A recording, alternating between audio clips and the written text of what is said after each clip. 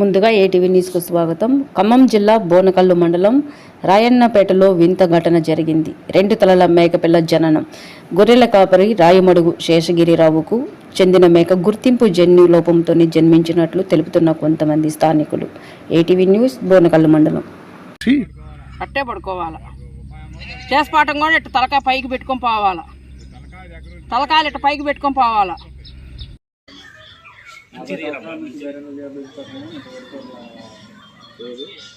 మాది రాయన్నపేట గ్రామం అండి, బోనకల్ మండలం, ఖమ్మం జిల్లా. 30 సంవత్సరాల నుంచి గొర్రెలు మేకలు కాస్తూనే ఉన్నాం, కానీ ఇలాంటి వింత మేము ఎప్పుడు చూడలేదు. నిన్న ఇలా ఎందుకని ఇట్లా ఇంకా అయ్యనట్లేదా అని చూసి చాలా ఇబ్బంది పడ్డాము.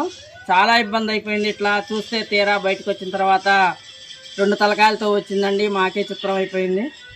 అసలు ఇంత ఇట్లా ఏంటి అనేది మాకే అర్థం కాలేదు. ఇక మేము ఎప్పుడు చూడలేదు ఈ 30 సంవత్సరాల్లో కూడా. ఇది ఒక వింతగా, ఇది కొత్తగా అనిపించిందండి.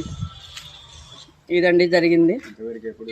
ఇంతవరకు మేము 30 సంవత్సరాల్లో కూడా మేము ఇట్లా అసలు, కాకపోతే 3, 4 పిల్లలు, 5 పిల్లలు పుట్టడం తెలుసు, కానీ ఇట్లా జరగడం అనేది మాకు తెలియలేదండి. ఇదే మొదటిసారి మా ఇంట్లో.